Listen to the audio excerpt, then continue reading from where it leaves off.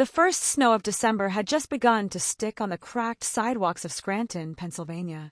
My small apartment felt colder than usual, even with the radiator hissing like an old kettle.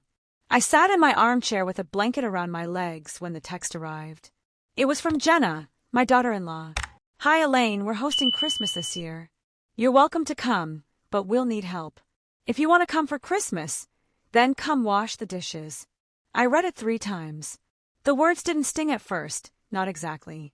They were blunt, stripped of the warm pleasantries I grew up with. In my family, even asking for salt came with a please and thank you. But Jenna was different. She was direct, efficient, sometimes too sharp for my liking. I started typing a reply. "Of course, happy to help." Deleted it. Typed again. "Thank you, I'll bring dessert." Deleted it. Finally, with a sigh, I wrote, "Sure, I'll be there." The cursor blinked at me like an accusation. I pressed send. Outside, children dragged sleds over icy patches, their laughter echoing off the brick buildings. Inside, I couldn't shake the feeling that Christmas wasn't going to be the way I remembered. Jenna grew up in New England, in a house where everything had its place. Chores were assigned, dinner was timed, and Christmas was a military operation. She carried that same discipline into adulthood. Mark, my son, met her in college. He'd always been easygoing, someone who smoothed rough edges. But with Jenna, he became the middleman, balancing her need for order with my love for chaos. When I arrived at their beige colonial outside Allentown, the first thing I noticed was the wreath. Perfect, symmetrical, not a single bough out of place. Inside, candles scented the air with artificial pine. A whiteboard calendar hung on the kitchen wall. On it, in neat block letters, was the schedule. Christmas Eve, prep, baking, dinner at 7. Christmas Day, brunch 10 a.m., presents 11 a.m., dinner 2 p.m. Cleanup teams, AIB. I laughed softly.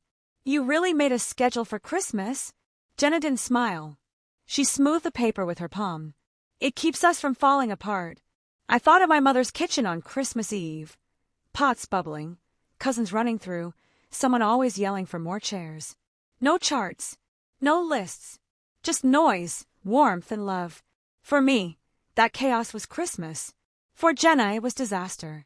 The kitchen filled with steam and the smell of roasting turkey. Jenna moved like a general, checking the oven, stirring gravy, pulling out trays of cookies. I tried to help, picking up a mixing bowl to rinse. "Wait," Jenna said sharply. "Dirty dishes stay on the left side. Clean ones go right. We're behind schedule." "It's just a bowl," I muttered. Her jaw tightened. She didn't raise her voice, but the frustration was clear. "I'm not asking for a lot. If you're here, please help the way we do it." That was the moment it slipped out, louder than she meant, sharp as a knife. "If you want to come for Christmas, then come wash the dishes." The word stung, not just because of the tone, but because of what they implied. That my presence was conditional, that my value was measured in chores. Mark walked in with wrapping paper in his arms. He froze, sensing the tension. "Everything okay?" "Fine," we both said at the same time, not meaning it. That night, the dining room glowed under soft lights. The table was perfect, linen napkins folded like fans, glasses shining. Lily, their daughter, beamed with pride. "Grandma, sit next to me." The food was delicious. Turkey, stuffing, sweet potatoes topped with marshmallows. Conversation stayed safe. Lily's school concert, the neighbor's new puppy, the snowstorm forecast. But underneath, I felt the tension. Jenna's shoulders stayed high, her jaw tight. I wanted to compliment her, to tell her how beautiful everything looked. Instead, I let my pride speak. "In my day," I said, cutting into turkey, "we didn't need a schedule to tell us to help." The silence was immediate. Mark's fork clinked against his plate. Jenna stared at the gravy boat, her face unreadable. I wanted to pull the words back, but they hung in the air like smoke. By 10, the kitchen was chaos. The sink overflowed with greasy pans. The dishwasher blinked uselessly. The garbage disposal hummed and jammed. I rolled up my sleeves. "Let me do this. I'll take care of it all." Jenna stopped me with a towel in hand. "No. We're rotating. Team of tonight is me and Mark. Tomorrow it's you and Lily." "It's just dishes," I argued. "You're making it into something bigger." Her voice cracked, not with anger but exhaustion. Because when it's not a production, it's me. Alone. At 1 a.m. crying into a sink of dishes while everyone else sleeps. The kitchen fell silent. I hadn't realized. To me, dishes were trivial. To her, they were proof of being unseen, left carrying the weight. I stepped back. "Okay," I whispered. "Okay." Morning light spilled across the snow outside. The house smelled of coffee and cinnamon. I whisked pancake batter while Lily danced around with holiday music playing from a small speaker. "Grandma, flip the pancake," she shouted, handing me the spatula. Jenna walked in, hair tied back, looking tired but softer. She inhaled the smell and smiled faintly. "That smells amazing." I took a breath. This time I chose kindness. "You're doing a beautiful job, Jenna. The house, the food, it all feels cared for." Her eyes softened. "Thanks. I can be a little intense. I can be stubborn," I admitted. "It's how I feel useful." It wasn't much, but it was a start. After presents, Jenna handed me a mug of tea. "Come outside a minute." The porch was cold, our breath turning to fog. She spoke first. "My mom didn't do holidays. She worked doubles at the hospital. If I didn't plan things, nothing happened. So I guess order makes me feel safe." I nodded, warming my hands on the mug. And I thought chaos meant love. In my family, the noise, the mess, that was proof we cared. But it also meant resentment. Women like me stayed up all night cleaning while the men fell asleep watching TV. We looked at each other, different pasts, same truth. "I don't want to fight you," Jenna said. "I want us to feel like family." "I do too," I answered. "So tell me how to help." "I'll learn." That afternoon, Mark gathered us in the living room. Wrapping paper was stacked in neat piles, stockings rehung. "I should have handled this better," he admitted. "Mom, I want you to enjoy Christmas here." "Jenna, I don't want you drowning in work. We need balance." He grabbed a marker and drew a new chart on the whiteboard. Prep, serve, clean. Under each, he wrote names. Finally, at the bottom, reset the house, all 3. Jenna laughed. "Look at you making a chart." "Desperate times," Mark grinned. For the first time, we all laughed together.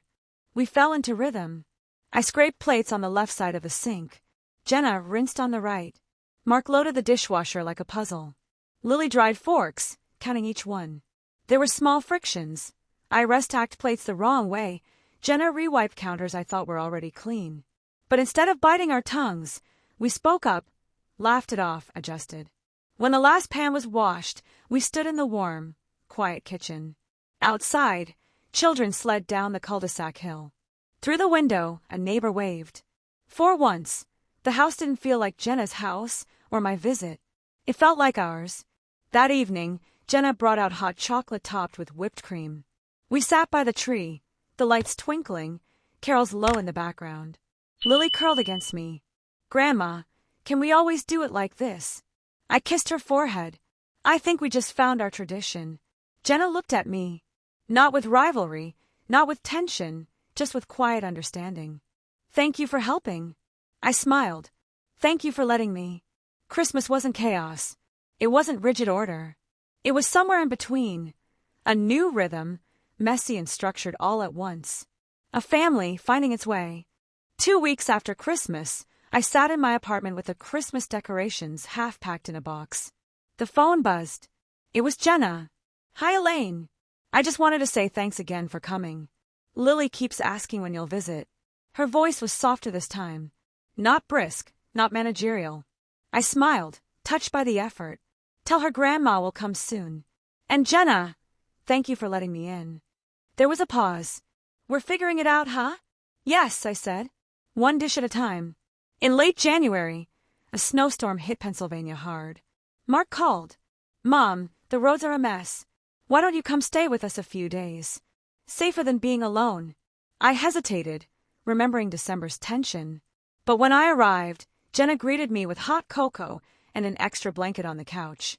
That night, the power flickered and died. The house grew cold. We lit candles and sat close. Lily played shadow puppets on the wall, her giggles cutting through the storm. For the first time, silence between Jenna and me wasn't heavy, it was warm. By February, routines crept back. One Saturday, Jenna and I went grocery shopping together, our first real outing alone. She compared labels, scanning for prices. I reached for the brand I'd always bought. "This one's cheaper," she said. "This one tastes better," I replied. We stared at each other, then burst out laughing in the middle of the aisle. An old man passing by muttered, "Women," shaking his head. We laughed even harder. It was small, but it felt like progress. March brought Lily's 8th birthday. The house filled with balloons, wrapping paper, and squealing kids. Jenna ran around like a conductor, keeping games and snacks on track. I noticed her shoulders tensing, her face hardening under the pressure. I stepped into the kitchen, tying on an apron. "Go. Enjoy the party." "I've got this." She hesitated. "You sure?" "Yes. Go." From the kitchen window, I saw her laugh with Lily, truly laugh, without glancing at the clock. That moment mattered more than any cake. In April, we tried celebrating Easter together. I brought baskets filled with chocolate eggs, pastel ribbons, and homemade bread. Jenna had already prepared a perfectly curated table, matching plates, color-coded eggs, neatly folded napkins. When I added my homemade bread, it didn't match. She frowned. "It doesn't fit the table setting." I bristled. "It's bread, not wallpaper." The silence returned. But later that evening, she sliced the bread, tasted it, and closed her eyes. "Okay, it doesn't match, but it's perfect." We both laughed through the sting. By June, the cul-de-sac bloomed with green lawns and the sound of lawnmowers. Mark suggested a barbecue. I brought potato salad, Jenna grilled chicken. Neighbors gathered. Kids ran with sparklers. For once, it wasn't about schedules or chores. It was about community. At dusk, Jenna sat beside me with a lemonade. "You know, this feels easy." I nodded. Not chaos. Not order. Just family. In July, while folding laundry, I overheard Jenna snapping at Mark. "Your mom just takes over sometimes." The word stung. That night, I thought of leaving early.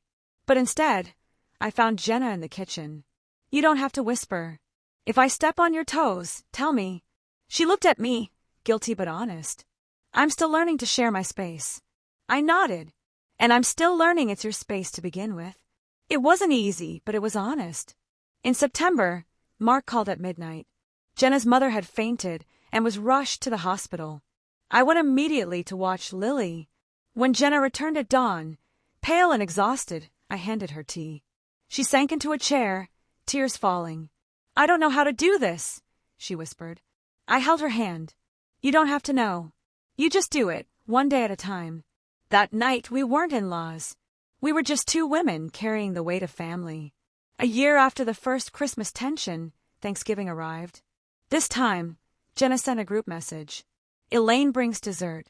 Mark handles the turkey. Lily and I set the table. Clean up, everyone."